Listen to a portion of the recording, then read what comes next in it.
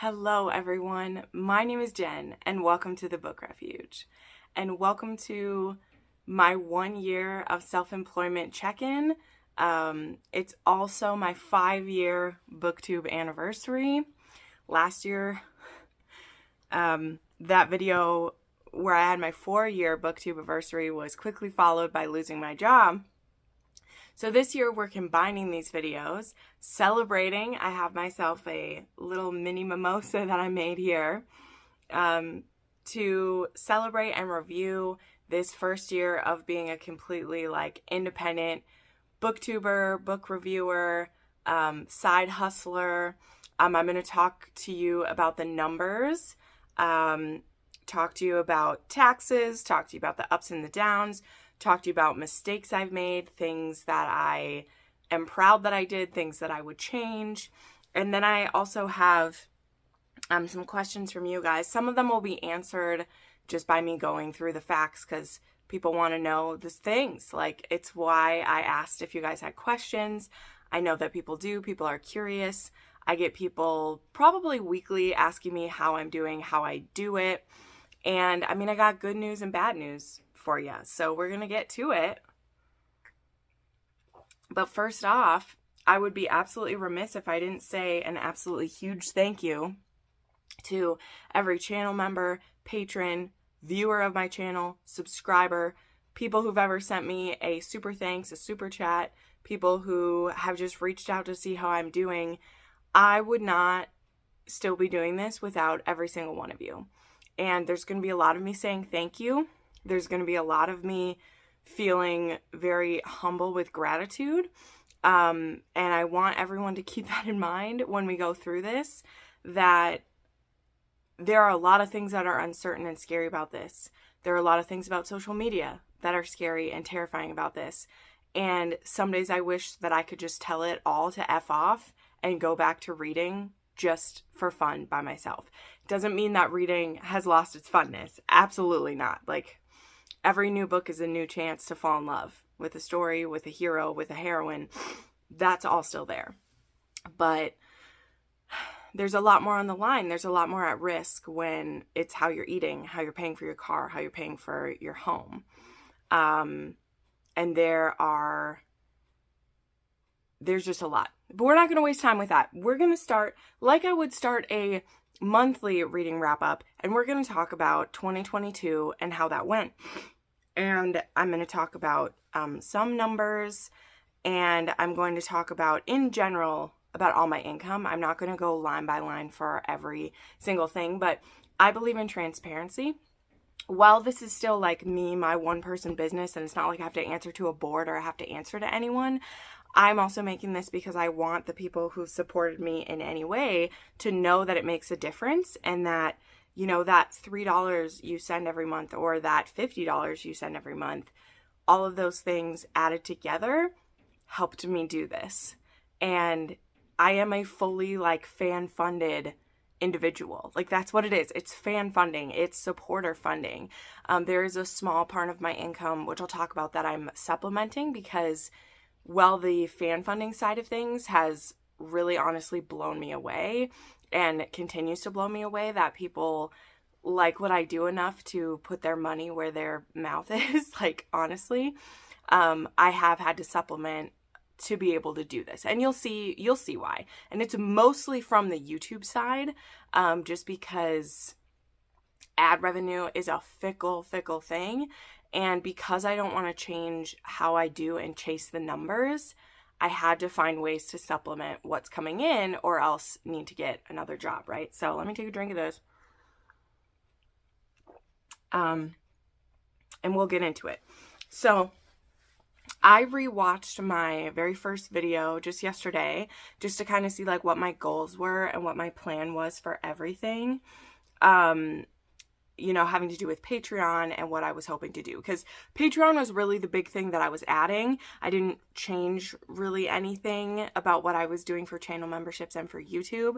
So Patreon was obviously the big thing that I was adding in. But when I started that, I offered basically 4 tiers. There was $3, $7, $10, and then there was the $50 and $60 tier. That's for the annotated books. And I was blown away by how you guys jumped onto that. I sold out those top tiers within the first like 20 minutes. And at the time I only had like 4 spots open for that. Now I have 6 spots open for that. And I just launched a new quarterly book box tier that I'm doing, which has 10 spots. Those also sold out within the first day, which is crazy to me, but awesome. Like, I'm just so humbled that people care about what I can create and what I can do. That never stops being a shock. So those were the things that were big adding in. You know, when I look back at that video too, my YouTube it just felt like it was so small to be starting a Patreon. You know, when you watch that video, it's called my 90-day experiment, basically, of what I was going to do. And as I reached the 90-day and the 6-month, it was just like, no, I can do this. I can make it through. And now that I have done the tax process, like they're all filed and everything, I just need to go in to see my accountant and sign it, make my final payment, which again, we'll get into the tax part of it, and like pay her for it. I like know now kind of what I'm looking at year over year, and it does feel doable. We'll just see what the growth looks like, right? Because when you see the numbers, you know, my expenses and what's coming in, you'll see why I needed to supplement what was coming in. But as I tell everyone, because people ask me, I had multiple questions, and we'll get into this in the question section, was like, is this sustainable? Do you recommend doing it? Like, people ask me that, and I can't take the pressure of that for you. I'm sorry. I can't be the person to tell you, you can do it too. You should do it, because honestly, it's a pretty irresponsible thing to do, and it's super risky. But how many people who like start a business, it is a risky business. And I am officially a business. SJM Media LLC is my official LLC. I have paperwork. I have stuff from the government. Believe me, as I say in that video, the first video, it was funny watching back. It was like, you are a legit business. The government wants a cut of it. You're a legit business. And boy, is that true. The government wants a cut of what you're making. You're legit. Which I mean is basically if you're making more than $600 doing anything, they're wanting their cut of it, of course, right? Uncle Sam, he always wants his cut of everything. So, okay, so a couple of the things that I had said I wanted to do in that video, you know, I was looking forward to being able to travel. That's part of the reason I didn't want to start it right away. I was able to go on kind of 5 different trips. I did the romance booktuber meetup. That was so amazing to meet some people in person that I've been chatting with, some of them for 2 or 3 years at that point. I have such fond memories of that trip to Atlanta. It was so amazing. I got to go to Salt Lake City to see Sophie and Ryan Lark and see Crystal again. That was just magical. I went to Duluth, Minnesota to see my best friend. I went to the Twin Cities to visit a friend there who I hadn't seen in a long time, and I was able to go to Wanderlust in San Antonio and see more friends and more people, and I really hope to be able to do that again this year. I just don't know if finances are going to work out, because again, one of the things last year, we'll get into the numbers now, I'm sorry that I keep dragging it out, but there's so much that I want to cover in this video that's difficult. I had already paid for a lot of things when I had my job, like the booktuber meetup was paid. Wanderlust I did pay using some of my severance package because I wanted to be able to go on this trip. But I was given a severance package, which was 8 weeks of pay. I did take some money out of my 401k. I'm going to tell you, I did that. I took a good chunk out of that, and I put some of it aside for covering expenses of kind of getting started with my business, because yeah, sure, a lot of it is reviewing and stuff, but for Patreon, there's actually a lot of expenses that go into that I kind of count it towards the whole business, but I think if I actually took the money away that I put into Patreon from it, like, I wouldn't be making as much from Patreon as we think that I am, because I just have so much fun doing my Patreon that I need to be a little more conscious with what I'm putting into it, but I can't help myself, okay? I can't help it. So where was I going with this? So yeah, so I had a lot of things paid for already. So now, being into 2023 and knowing more what the end of the year expenses are going to be and needing to set aside money for taxes ahead of time, every month, like I have my business savings account and everything, and I'm putting taxes into that. And my first tax payment for this year is going to be due when I go to sign for last year and turn that in. So that's going to like wipe out everything that I have saved, and we'll start saving for the next tax payment. So it's, again, like I am on my own, and that is both freeing and some days depressing, but it just gives me a lot of freedom of like, I can just break even, and that's fine. That's not great for a long-term goal. Like I want to be able to save some stuff.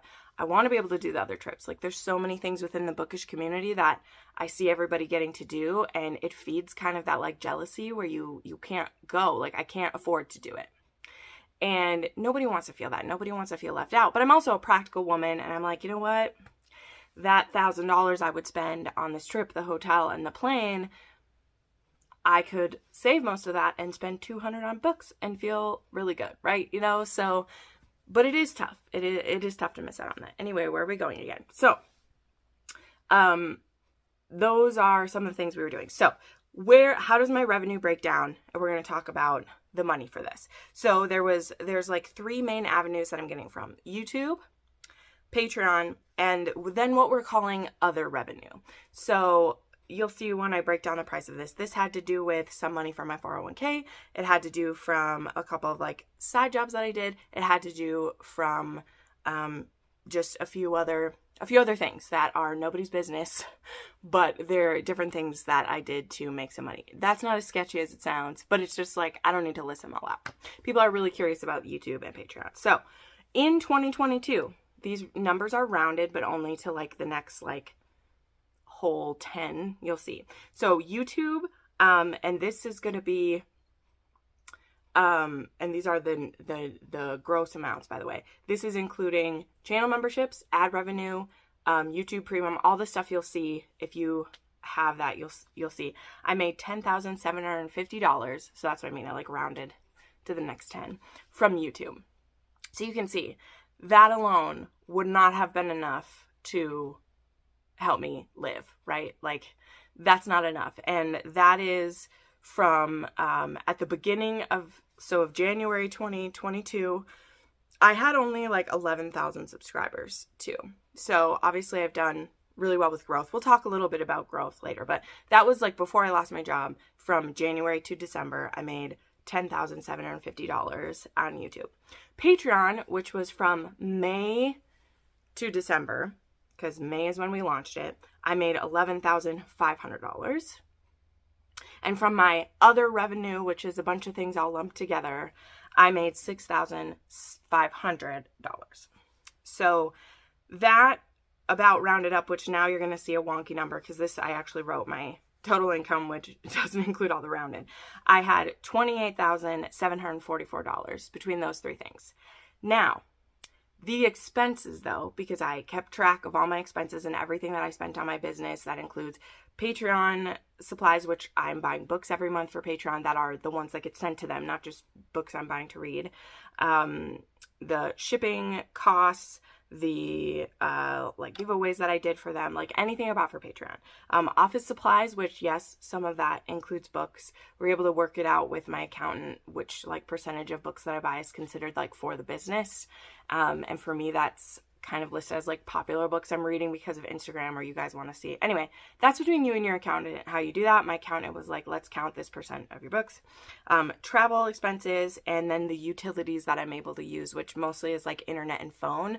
Those are the ones that I was able to count for the business because I literally could not run my business without those. I wasn't able to use a percentage of my house for it because I have no part of my house that can exclusively be considered as business. The way my accountant explained it, at least the laws in my state, some people who work from home, you're able to like discount a part of your, like mortgage or your rent to count as that, but it has to be like 99% dedicated to work. And because I live in a 1-bedroom apartment, there is no space, like even this space in front of my book, like there's no percentage of my workplace that I can count towards it. So that didn't work. But anyway, The expenses for me were $10,615. So how do you do my income minus my expenses?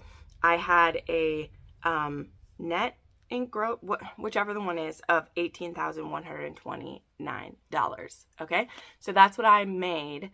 That isn't including what I got from my previous job too. So I had that, and also, like I said, I took some money out for my 401k, but that is what I made after expenses and what we've told the government anyway was my like income from this. So you can see, you know, if you break that down, I don't have a calculator in front of me, but that is, you know, less than $2,000 a month gross or income that's coming in.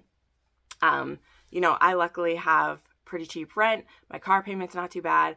And I definitely made a lot of Dollar Tree meals this year. And I won't lie, like, I definitely use my credit cards a lot. So I'm just being real with you. Here are the numbers. And this is, you know, remember this too. Like, I had 4 years put into my booktube, Instagram, my brand name, my presence before this. This wasn't me just starting from scratch and being able to do this. You know, I wouldn't have had the brand recognition, the fan base to make this kind of money if I hadn't put all that work in before. So when I have people ask me, how are you doing it? Like, this isn't including, you know, some people who are even bigger than me, they're able to have brand deals. They're able to have sponsored things. Like, I don't have that at all. This is like, besides the part that is the other revenue, that, you know, what is it, about like $21,000 that is completely fan funded, supported by people watching, you know, the people who directly send me money and the people who watch and get the ad revenue for me. That's from you guys. And this is where I say, like, yeah, it's a meager living in some aspects, but damn if I don't feel humble and lucky that, like, that's enough to eat and live on. And I don't take it for granted for a second. Like, looking at these numbers, I feel like I'm kind of making excuses for them, but I'm also like, fuck yeah, you guys did that for me. Like, you guys do this for me. And the things that I make for you, you feel are worthy of supporting me at. Like, that just blows my mind. And yeah, I need a drink.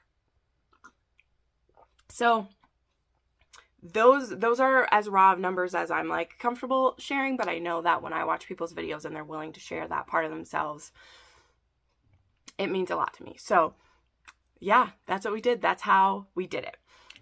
Now let's talk about a couple things, some growth. So I say in that video, and if you watch it, I wanted to grow my TikTok, Instagram, and YouTube because I knew that my income would grow as I grew my YouTube. And that's very true.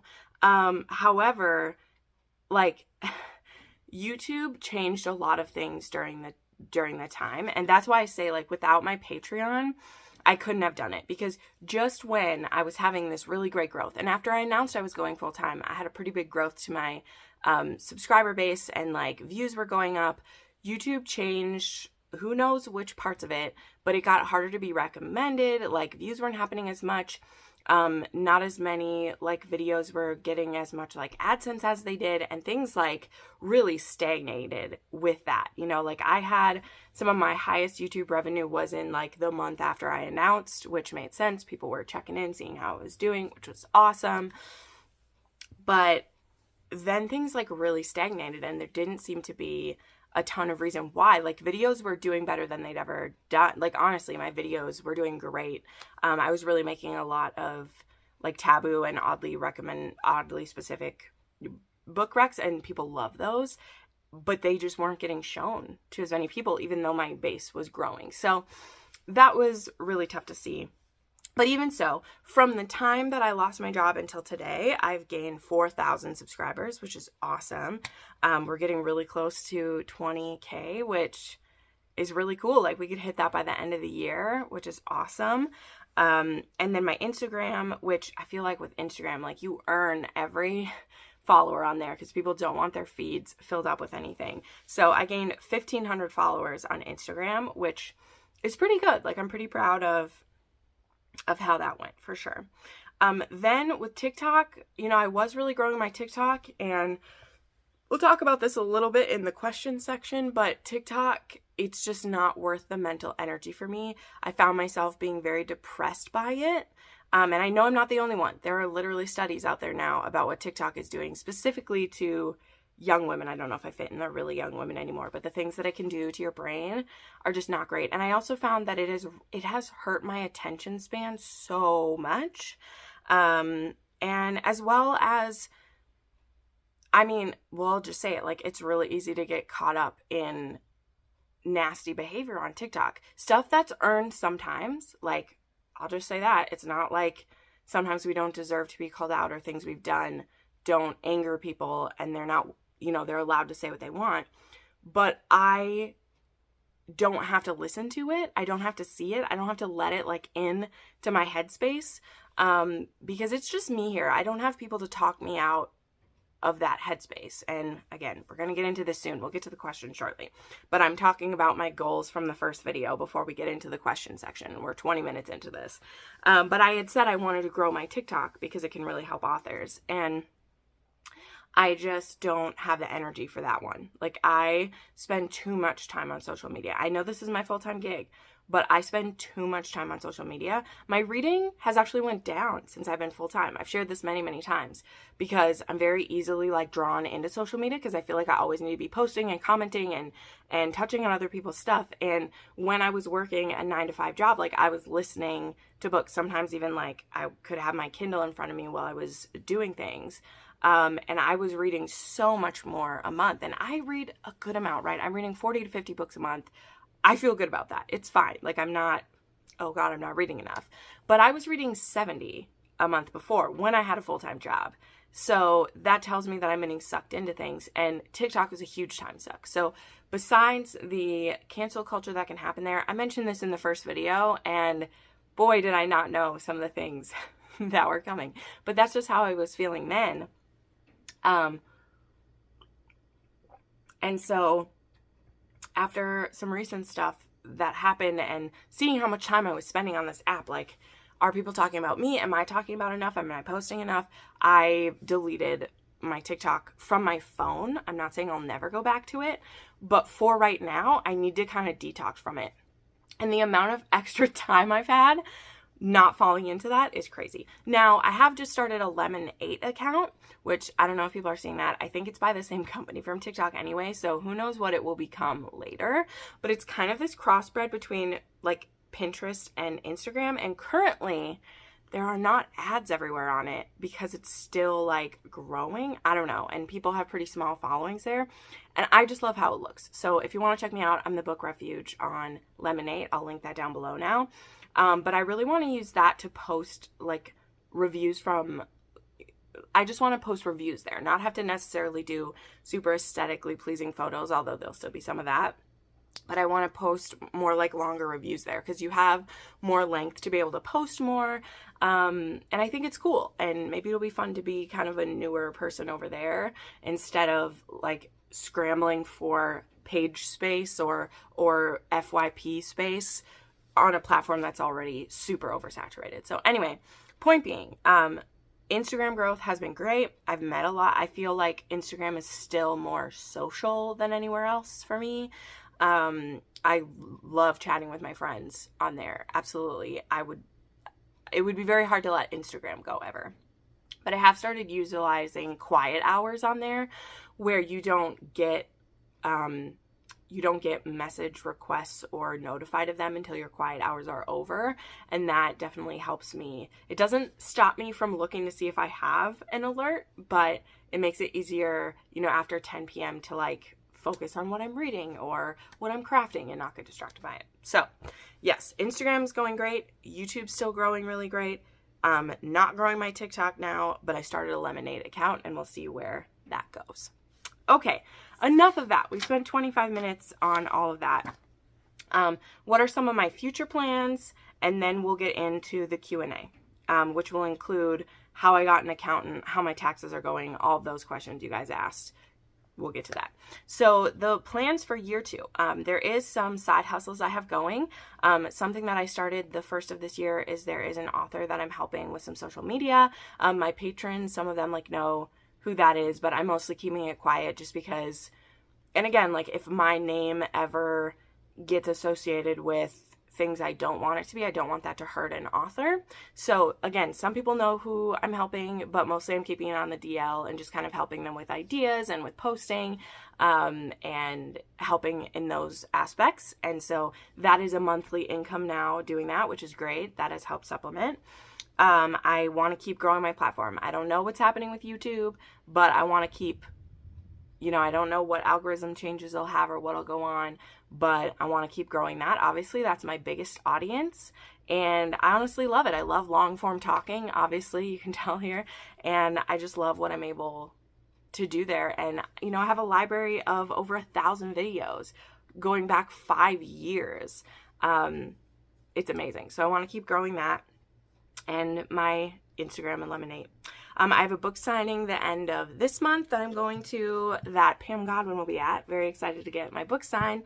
Going with my best friend, and this is one we can drive to. It's 5 hours from here, which, yeah, is not a quick jaunt by any means, but it's also easier to get to than anything else, because we all know flight prices are fucking ridiculous.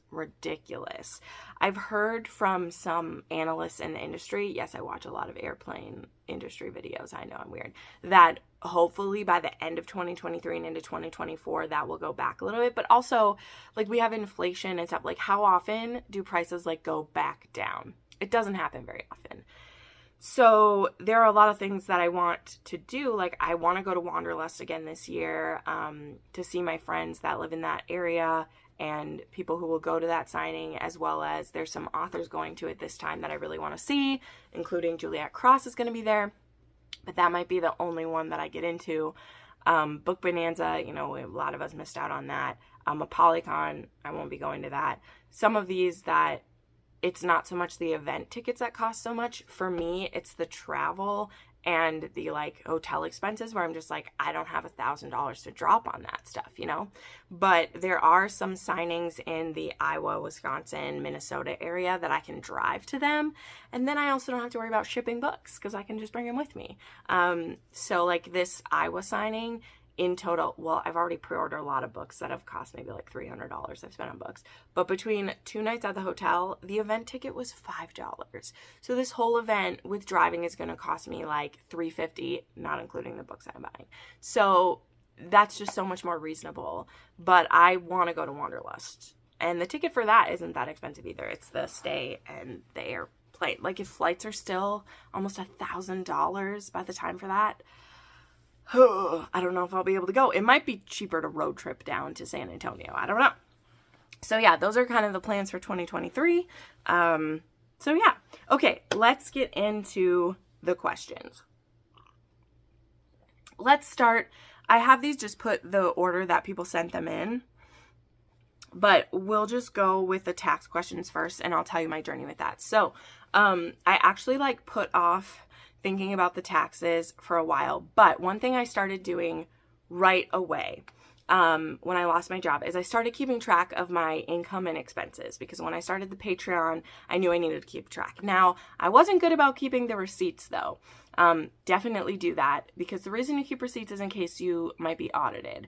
Now, the thing though that I told my accountant, and she kind of laughed at me, as well as I could tell I was stressing her out, is that if the government were to decide to audit me as a 1-year business, good fucking luck, because they're not going to get anything extra out of me. I don't have any extra money to pay them. I'm sure they try to find things to do to me, but it's like, yeah, I know my bookkeeping looks a little sketchy because it's my first year, but now that might bite me in the butt later on because I don't have this first year of receipts really saved. I don't. But starting in January, I started keeping all of my receipts, both digital ones. I have a folder in my Gmail where I just put everything I buy for the business goes into it.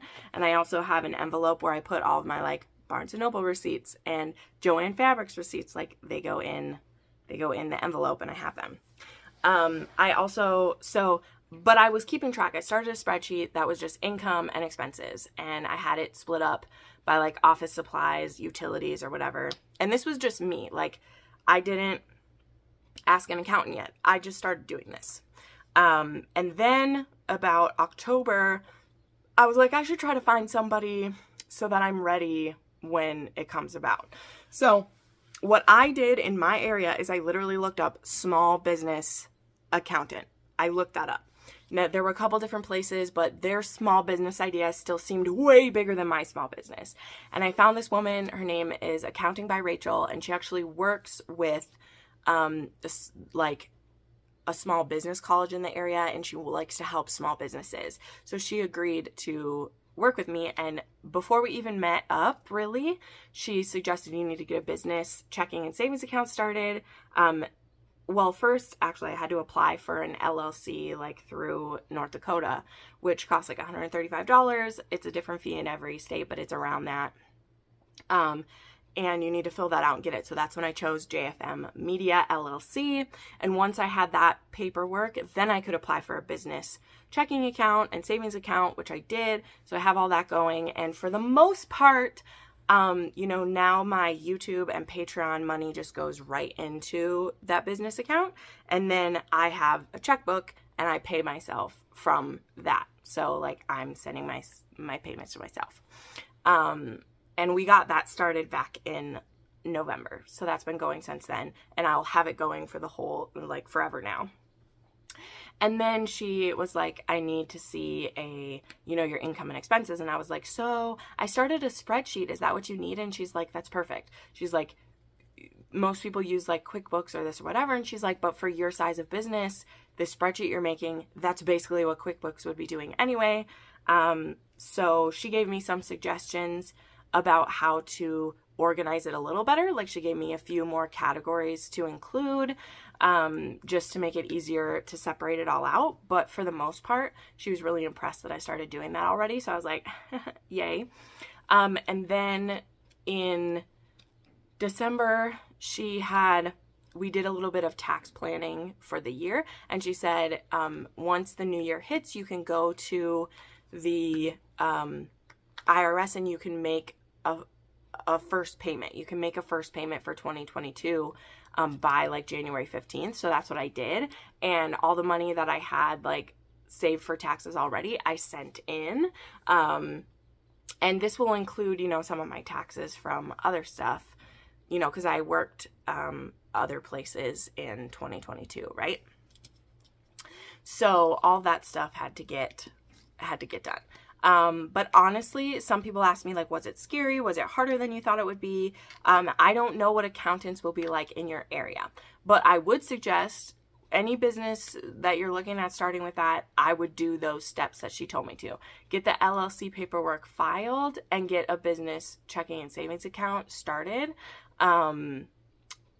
Because any accountant you go see is probably going to tell you to do those things. Because basically you want to keep your business expenses and your personal stuff separate. Because if you ever get audited and you have been using, money from your own account, like to buy things, then if the government audits you, they're able to go into your personal stuff and start nitpicking everything in there.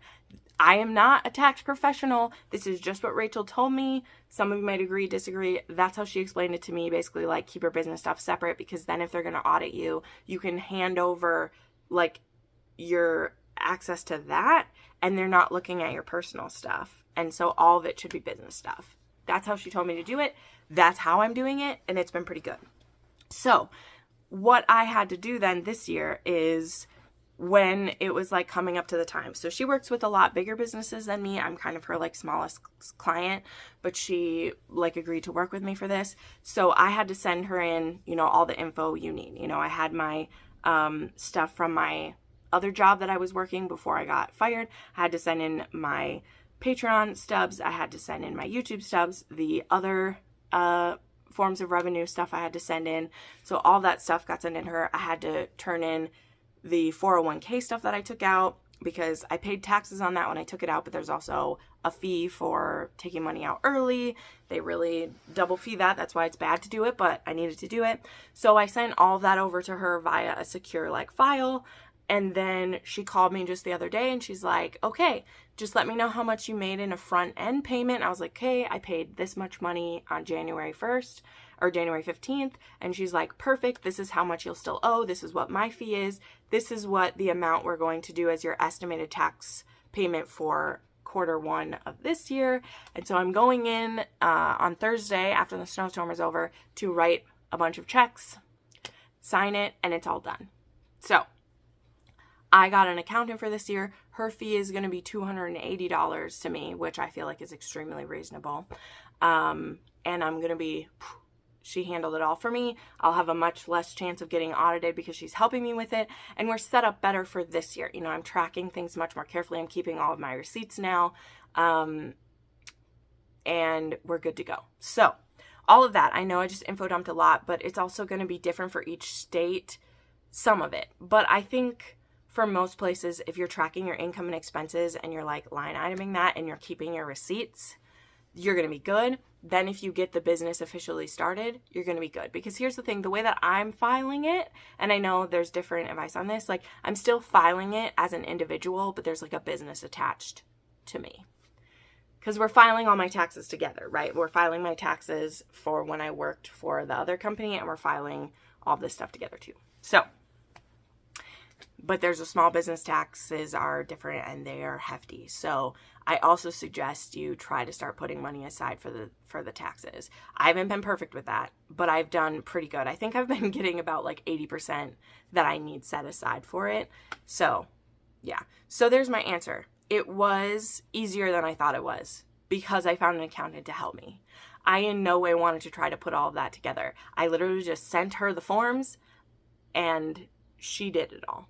The only thing I did for myself is she told me where to go to make the payment, and I went onto the IRS, entered my business info, and sent the payment in. That's all that I had to do by myself. I mean, besides tracking all my expenses through the year. Like, I just do it usually every week when I'm doing my weekly wrap-up and it's uploading, I upload all of my, like, expenses for the week so that it doesn't get too overwhelming. One time I waited 3 weeks because I was traveling on a weekend, and then it took like an hour and a half to get everything entered in. But it was good. So I'm happy to answer other questions about it, but also this is just my experience, and please don't take it as gospel for your own business. I am not an accounting professional. I was just told stuff by my person.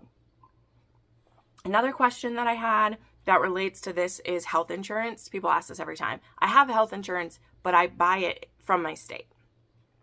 So, you know, I worked at jobs where they covered your health insurance. I also worked a job where like I had to pay my health insurance and they paid like 90% of it. Like they added it into my paycheck for what the cost of my health insurance was. So when I then was let go, their health insurance went through the end of May. And so then June 1st, I just started getting the health insurance that I'd used before. And I pay kind of the base level because I'm 30 years old. I do take some medications, but they're pretty cheap ones anyway. Like for my diabetes, I have to take metformin. I have birth control. I have a blood pressure medicine.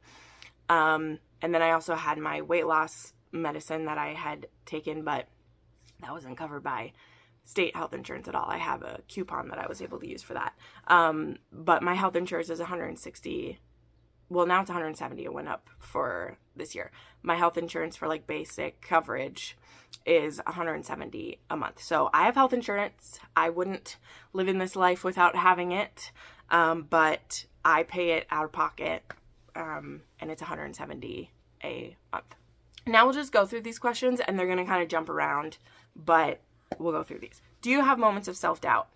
Yes, I absolutely do.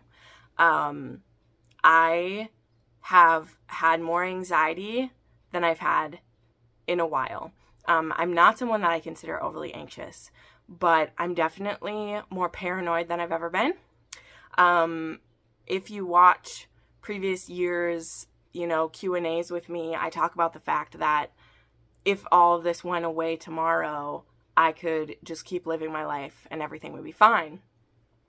And while that is still true, I have to remind myself of it much harder, because if this all went away tomorrow, I would then have to find another job, but I could do it. So I have to remind myself more that even though it feels like a lot more is on the line now, it's really not. It's the same thing, because guess what? I was working a job 9 to 5 and I lost it in seconds. Like a year ago, literally, it's a year ago next Thursday, I was just having a great day at work, getting ready for the Easter holiday, and I walked in And they were like, here, sign this. Here's your severance check. Thank you for working for the company. Bye. And I lost everything. Well, but it wasn't everything. It was that job. Like, I lost that job. Now, one of the other questions, let's add one in to this. Where it's one, like, do you worry that this job could be taken from you if your social media declined? So I do feel that sometimes, but also I don't feel that as much, because the thing that I've seen is that my Patreon, they don't really waver much at all. And they're the ones who are paying the big bills. I don't know another way to say this, but like you saw the breakdown, like it's pretty even between YouTube and Patreon, but Patreon, those are actively people who are choosing to fund you every month. Whereas YouTube, like there could be people that hate you that are funding you because they watch your video. You know what I mean? So that's definitely more an unstable thing, because if people do stop watching you, that can move. Whereas Patreon, people are actively choosing to every month send you money, right? And that hasn't really wavered at all. It's only gotten stronger, and my community there is so important. Okay, is there anything you would change if you could? I mean, that's a question that's like so tough. Like, I wish I would keep my mouth shut sometimes. I've built my brand on being brutally honest about things. I am also quick to make comments when I should think more. I know I'm not the only person who does that, but you're made very aware of it in social media when you do it. Whereas the times I've done that in my personal life, you have friends who, well, at least I do, who immediately say, like, that was too much. That was too much. You really hurt my feelings with that. And you can apologize and talk about what happened. And with social media, it can just get spun out so quickly. And also, you don't even fully know, like, how it got there, or who you need to apologize to, or if you should apologize for it. Like, there's just so much that can happen. I have pride in certain things and other things I don't. Because I've always been a blunt person who at different times has hurt people's feelings with things I've said. Some of my best friends in my life, I've hurt the most because I don't always think before I speak. And when you're on the internet, you have to be careful about it, okay? Because there's just things you cannot do. We're spending too much time on this. Is there anything you would change if you could? Yes. But also we can't. So we can only grow from them as we move on. Is this profitable? Would I do this for a long time? Well, we went over the expenses and the income for you. So, and this is so individualized. You know, this isn't a place where you can have like a salary tier of where you're hoping to go. Like each month can be so different. You know, and some of these, like some months, the monthly income from YouTube is really great. And some months it feels like I got cut off at the knees and I'm like, what happened? You know, like it's tough. Did you think you would have this many people supporting you the way they are when you started? No, absolutely not. That's why I initially was like, this is a 90-day experiment. I thought I maybe could make enough to kind of make it through the summer. That's what I was really hoping for, right? I wanted to make it through the summer, do the trips I needed to do, and then I fully expected that in the fall I would need to find another job, at least something to add on. So I'm totally humbled. What has changed for you since starting this journey? I think I said this in the beginning, like I don't read as much as I did before, which is kind of disappointing. I get so distracted so much more easily by social media than I did before. It's really hard to turn it off because that's my business now. I want to know what everyone's talking about. I want to know what's going on, which new books there are. And like I was reading a physical book yesterday and it took me all day to read it, which I know sounds, but I would normally get through a book like that in like 3 or 4 hours. But I'm reading my book and without even noticing, I will reach for my phone every minute. Like I was checking time, like, you know, checking for notifications, and I did it once like 15 times within a 10-minute time period. And I'm just like, ugh. So I definitely am more obsessed with social media now than I was a year ago. And I don't love it. Like I know it's a part of my business, but it's also like because it's a part of my business that I can't ever leave, I need to find better parameters for it and put it more in a box so that it doesn't rule my life. Because your job should never rule your life. You know, I had someone ask me, I forgot to write this one down, how many hours a week or day I do this. And I literally wanted to tell them, like, I do it 24/7. I sleep for maybe 7 to 8 hours a night. I am on my phone or on my computer all the time, okay? And I know it's not good. No matter how much money I want to make doing this or how much hustle I want to do, I need to set up more boundaries for social media, because if things are going badly or you're not hitting the numbers you want, I start to feel this like jealousy for other creators. Like, I've shared about this. I'm being totally raw. I hate it about myself, that like envy that I feel when I'm like, oh, if I had these numbers, I could be doing this. I hate it. I hate it about myself. And I really have to cultivate it myself and remember that I am worthy of what I have, and I don't need to reach for what other people have. I don't need to. It wouldn't validate me more. Like, it wouldn't make me more of a person or prove that I'm a better creator if I had more numbers or had more of that. Like, that's not what it would do. And so one of the biggest weaknesses I have is the comparison game. And I know I'm not alone. I know a lot of people do it. There's all the people that I covet their numbers and look at, they're thinking that for someone else. You know, like, that's just how it is.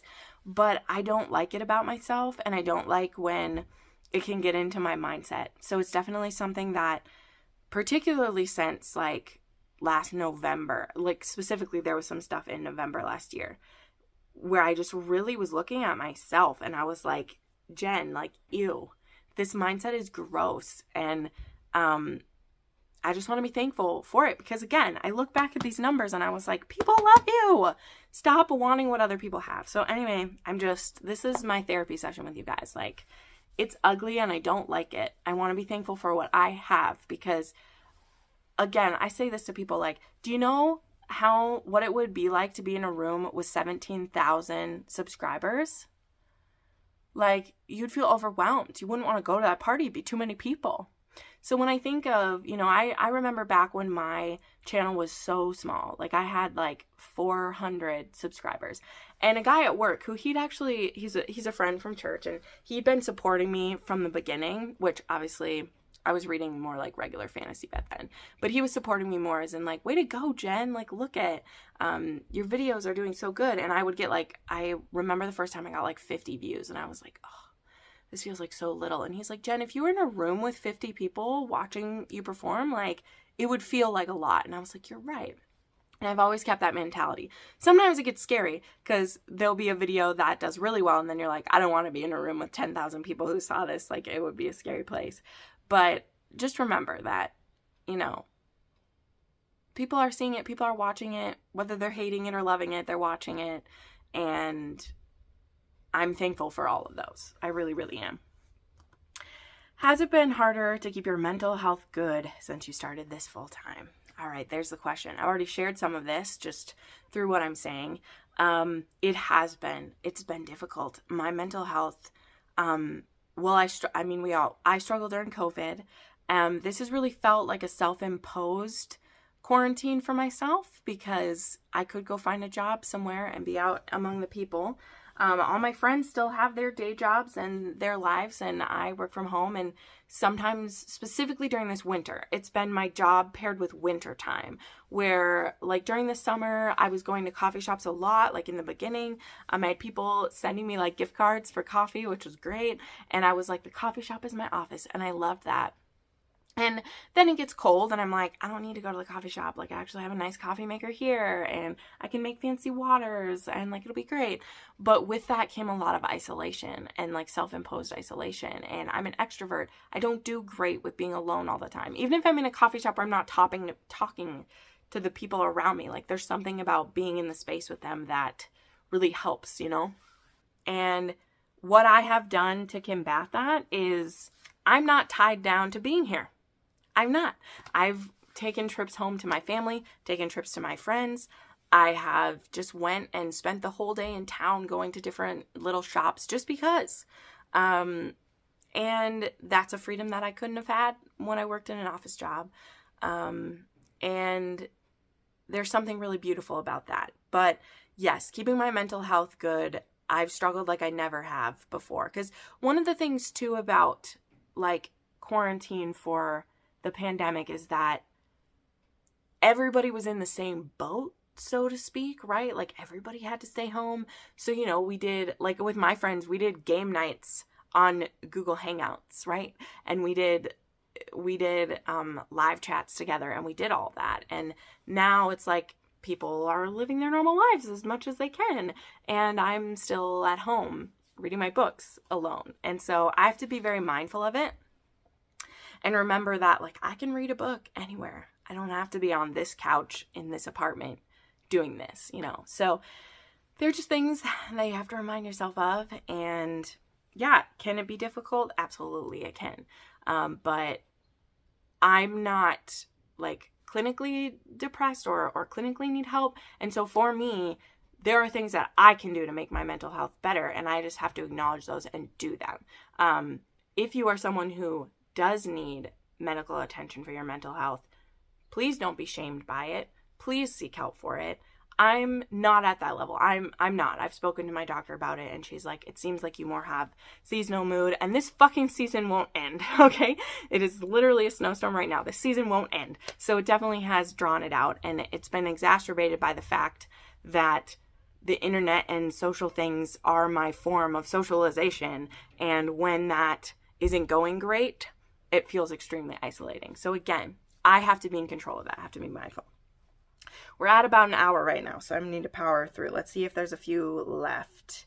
Someone says, would you like to get new equipment for your videos? So I don't really. I know that some people don't love the quality of my videos. Some people wish I had more. But honestly, we're 5 years in. I've been using this same setup. I'm pretty cool with it. Like I've rotated out lights at times. I would eventually like to get some box lights so that I can like light up my shelves behind me, but I don't have like space for all the equipment. That's the thing I think people don't always know. Like it's already like, oh, I don't want to when I have to take out my ring light and my cord sometimes. I only have like the one source of light, and if it's too bright, I'm screwed. And if it's too dull, then I look like this where I'm just a white face against all this. So there is some equipment I wish I had. But honestly, I've done well always by keeping my equipment low. Something I do need, and I'm hoping this year to start putting some money aside for it, but it's like go to Wanderlust or get this. I need a new computer for streaming. Because I have my Chromebook that I got last December, like the last December, before I'd ever lost my job, because I had told my dad I would like to have this because it's easier to take along with you. My Surface, which I have had for like 5 years now, it freezes all the time, and it likes to do that during live streams when I'm talking with authors or when I'm on interviews with friends or doing live chats. It likes to freeze. But the Chromebook likes to drop off the internet. Like if you aren't actively like using and touching it, it will like go to sleep. And not even like, it won't like go to sleep like the screen, but the internet will like go to sleep. And that's fine when you're like typing on something or whatever, because if it bounces out, it just comes back. But if you're in the middle of a live show, it literally will fully kick me off the live show and I have to re-enter anyway. So I do eventually need a new computer for that because the glitching on mine is getting pretty bad. But the computer that I would use for that, like it's like $1,000. And I'm like, I just don't want to do it. So that is some equipment I would like to update. But as for my like filming equipment, I don't really like, I've used my phone this whole time and I have no desire to switch. I know the editing software really well. I'm able to do what I need to do. So I really wouldn't change it. Some people might want me to or want quality to be different, but it's been this way for 5 years. If people don't like it, they're probably not watching me anyway. They want to watch the ones that are more well lit and well, you know, sound, and like that's okay. Like I'm okay with if they want to do that. Someone asked the challenges that I faced, and I mostly listed the financial stuff. just getting that in line. Someone asked me, what is your ideal job? I mean, this is it. Like, someone asked me this and I'm like, this is my ideal job. It really is. I, want to expand it and grow it, and be able to start putting some money away. Like, I have, as I've shared, like, I took money out of my retirement funding. There's not really much in my savings at all. I really am going, month to month, but plenty of people are, and like, that's okay. And for all the anxiety I felt, like, we should touch on this, because I know people are asking the questions about, like, the anxiety things and that, but this is my ideal job. It really, really is. It was a dream when I started this channel 5 years ago, when it was just a little hobby, and 9 months ago, well, a year ago, I was thinking of the 9 months of 2022. A year ago, I had the opportunity to make a go of this. And there's so much that I learned. There are parts that I just want to get better at in the future, but I am doing it. And I have people tell me all the time how cool they think it is and how they wish they could do it, and they don't think that they could do it. And they're probably right. Whichever thought that you have, you're probably right. There's much more talented people than me who couldn't do this for full time because it just wouldn't pay their bills. They wouldn't be able to. And they deserve to be able to do it too. I think there's always enough room for everyone in BookTube, romance BookTube, YouTube as a whole. There's room for everybody. But it's not going to work for everyone's lives. I go back to this again. I'm single. I live alone. I have no pets, no children, no hope. No, I'm just kidding. It's just me. This wasn't as big of a risk as it would be for some other people. But it is still ideal. And I'm thankful every day. I hope that's come across. I was very hopeful in the beginning, and then we had to talk about some of the more depressing stuff. But this is the ideal. I'm so happy to be doing it, honestly. And then finally, we'll end with this. Would you like to try to write a novel? So one of the things I mentioned in that first video was that I might try to write some erotic short fiction, because there are some authors, some well-known ones, who actually wrote like erotic short stories before they wrote their novels, and it actually like made them a lot of money. Not like a lot, but like enough to supplement. I tried in the beginning. The first month when I was doing my trips to the coffee shop, I would try writing, but I can't do it right now. Like, I can't. I've tried, but it's just not, it doesn't come easily to me. And I would rather be reading than writing. And you guys would probably rather I be reading than writing too. So anyway, well, there we go. Here was a very long, rambly video. It's also a huge thank you video, as I said, to everyone who's helped me get here. 5 years on BookTube and 1 year of self-employment, and let's see what the next year is going to hold. I appreciate you all so much. Thank you for your support. If you would like to check out my Patreon or channel memberships, there's links down below. If you'd like to send a super chat or super thanks, that would be fantastic. That also supports me here. Or just like this video, subscribe to my channel, and leave me a heart down below to say you made it to the end. And cheers to you guys. Thanks for making this happen for me.